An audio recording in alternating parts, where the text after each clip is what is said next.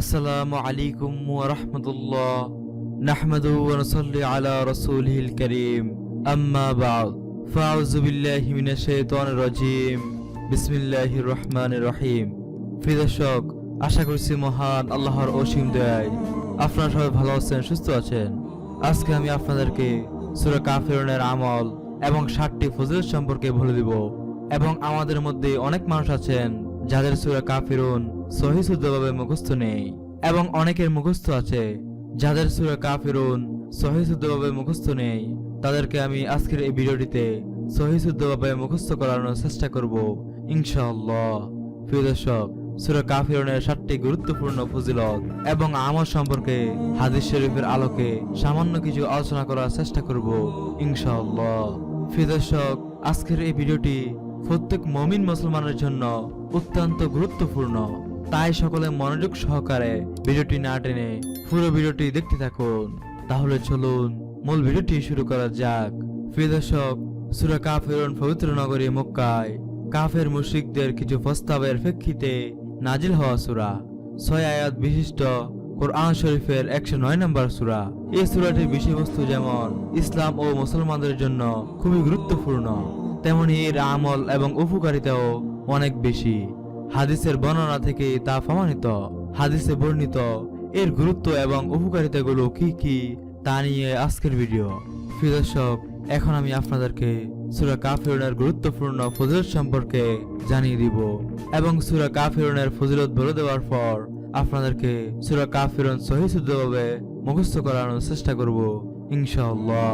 তাহলে চলুন হাদিস শরীফের আলোকে সূরা কাফিরুনের গুরুত্বপূর্ণ ফজিলতগুলো জেনে নেই।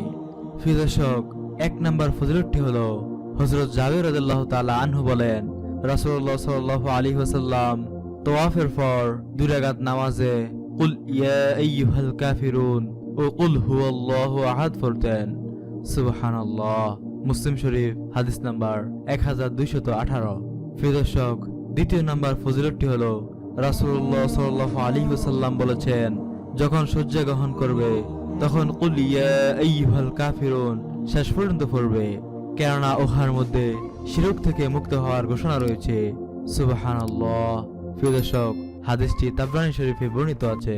প্রিয় দর্শক, 3 নম্বর ফজিলতটি হলো হযরত আবু হুরায়রা রাদিয়াল্লাহু তাআলা আনহু বলেন, রাসূলুল্লাহ সাল্লাল্লাহু আলাইহি ওয়াসাল্লাম কুল ইয়া আইয়ুহাল কাফিরুন ও কুল হুয়াল্লাহু আহাদ এই 2টি সূরা দিয়ে ফজরের সুন্নত নামাজ আদায় করেছেন। সুবহানাল্লাহ। মুসলিম শরীফ হাদিস নাম্বার 726। প্রিয় দর্শক, 4 নম্বর ফজিলতটি হলো হযরত ইবনে ওমর রাদিয়াল্লাহু তাআলা আনহু বলেন, রাসূলুল্লাহ সাল্লাল্লাহু আলাইহি ওয়াসাল্লামকে ফজরের আগের 2 রাকাত এবং মাগরিবের পরের 2 রাকাতে এই 2 সূরা পড়তে 20 বারেরও বেশি বা 10 বারেরও বেশি শুনেছি। সুবহানাল্লাহ। মুসনাদ আহমদ 2য় খণ্ড হাদিস নাম্বার 24। প্রিয় দর্শক, অন্য বর্ণনায় 40 বারেরও বেশি অথবা 25 বারেরও বেশি শুনেছি। মুসনাদ আহমদ 2য় খণ্ড হাদিস নাম্বার 95। প্রিয় দর্শক, 5 নম্বর ফজিলতটি হলো হযরত ইবনে ওমর রাদিয়াল্লাহু তাআলা আনহু বলেন, আমি রাসূল সাল্লাল্লাহু আলাইহি ওয়াসাল্লামকে একবার ফজর ব্যাখ্যান করে দেখেছি। তিনি ফজরের আগের 2 রাকাতে কুল ইয়া আইয়ুহাল কাফিরুন ও কুল হুয়াল্লাহু আহাদ এই 2 সূরা পড়তেন। তিরমিজি শরীফ হাদিস নাম্বার 417, ইবনে মাজাহ হাদিস নাম্বার 1149, মুসনাদ আহমদ 2য় খণ্ড হাদিস নাম্বার 94। প্রিয় দর্শক, 6 নম্বর ফজিলতটি হলো এক সাহাবী রাসূলুল্লাহ সাল্লাল্লাহু আলাইহি ওয়াসাল্লামের কাছে আরজ করলেন, হে আল্লাহর রাসূল সাল্লাল্লাহু আলাইহি ওয়াসাল্লাম, আমাকে ঘুমানোর আগে পড়ার জন্য কোন দোয়া বলে দিন। তখন রাসূল সাল্লাল্লাহু আলাইহি ওয়াসাল্লাম তাকে সূরা কাফিরুন পড়তে আদেশ করেন এবং বললেন, এটা শিরক থেকে মুক্তিপত্র। সুবহানাল্লাহ। আবু দাউদ শরীফ হাদিস নাম্বার 5055। প্রিয় দর্শক, 7 নম্বর ফজিলতটি হলো রাসূলুল্লাহ সাল্লাল্লাহু আলাইহি ওয়াসাল্লাম বলেছেন, কুল ইয়া আইয়ুহাল কাফিরুন কোরআন শরীফের 1/4। আল্লাহু আকবার। তিরমিজি শরীফ হাদিস নাম্বার 2893। প্রিয় দর্শক, আমি আপনাদেরকে সূরা কাফিরুনের 7টি গুরুত্বপূর্ণ ফজিলত সম্পর্কে জানিয়ে দিয়েছি। আপনারা সেই 7টি ফজিলত মোতাবেক আমল করার চেষ্টা করবেন। আমিন। প্রিয় দর্শক, এখন আমি যাদের সূরা কাফিরুন সহিহ শুদ্ধভাবে মুখস্থ নেই তাদেরকে সূরা কাফিরুন সহিহ শুদ্ধভাবে মুখস্থ করানোর চেষ্টা করব। তাহলে আপনারা মনোযোগ দিয়ে শুনুন। আউযু বিল্লাহি মিনাশ শাইতানির রাজীম। বিসমিল্লাহির রহমানির রহিম। قل يا أيها الكافرون لا أعبد ما تعبدون ولا أنتم عابدون ما أعبد ولا أنا عابد ما عبدتم ولا أنتم عابدون ما أعبد لكم دينكم ولي دين। প্রিয় দর্শক, আপনাদের সুবিধার্থে সূরা কাফিরুন আমি আবারও তেলাওয়াত করছি। আপনারা মনোযোগ দিয়ে শুনুন এবং আমার সাথে সাথে মুখস্থ করার চেষ্টা করুন।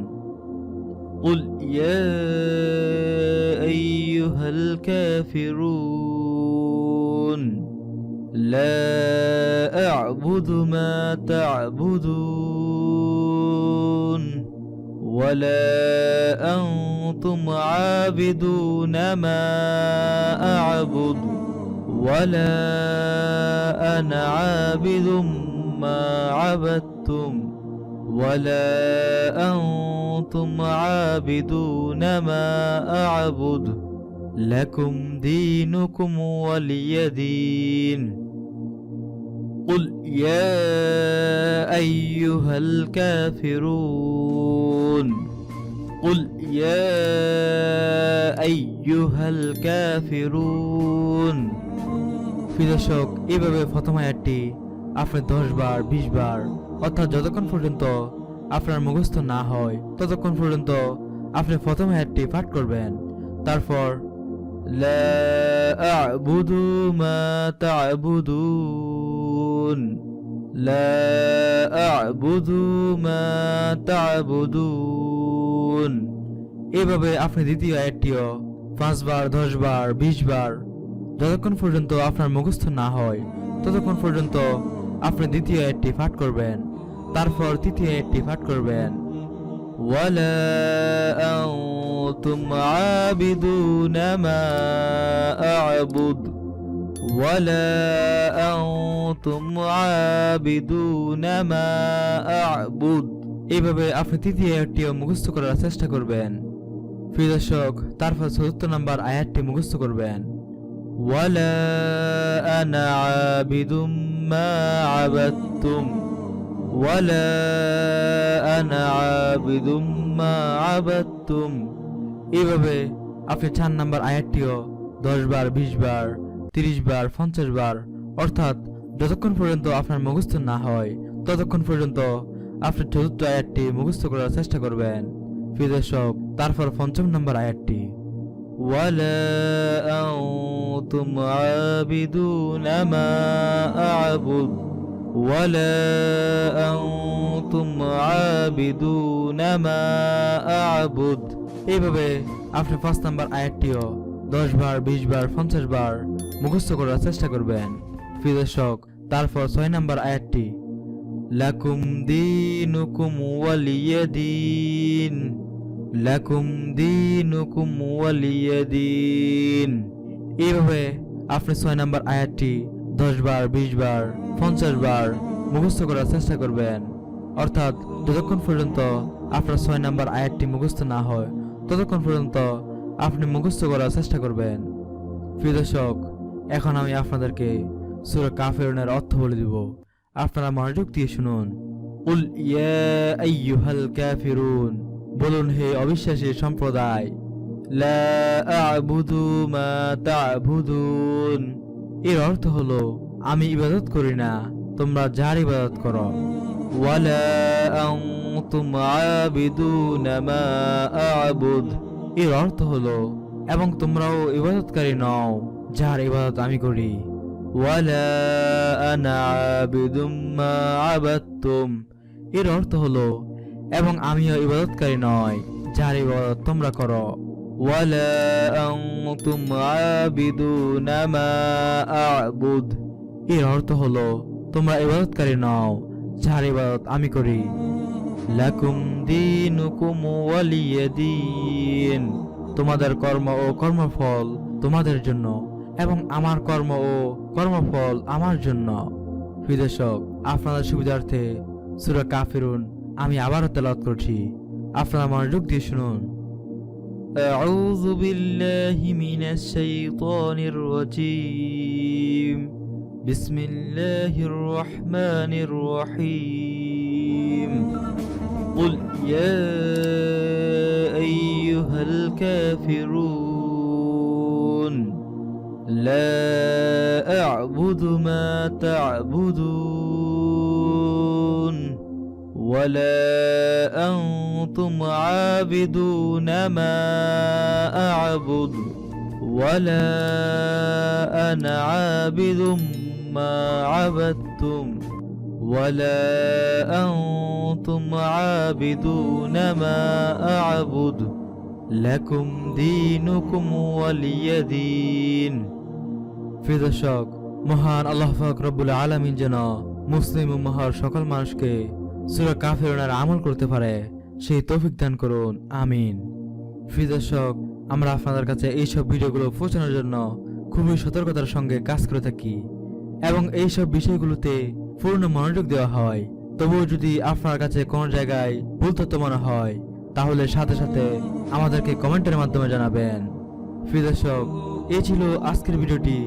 ভিডিওটি যদি আপনার কাছে ভালো লেগে থাকে তাহলে ভিডিওটিতে লাইক, কমেন্ট, শেয়ার করে এবং আপনারা যদি আমাদের চ্যানেলে নতুন হয়ে থাকেন তাহলে এক্ষুনি আমাদের চ্যানেলটি সাবস্ক্রাইব করে পাশে থাকা বেল আইকনটি অল করে দিন। ইনশাআল্লাহ দেখা হবে অন্য কোনো নতুন ভিডিওতে। সবাই সুস্থ থাকবেন, ভালো থাকবেন। আল্লাহ হাফেজ।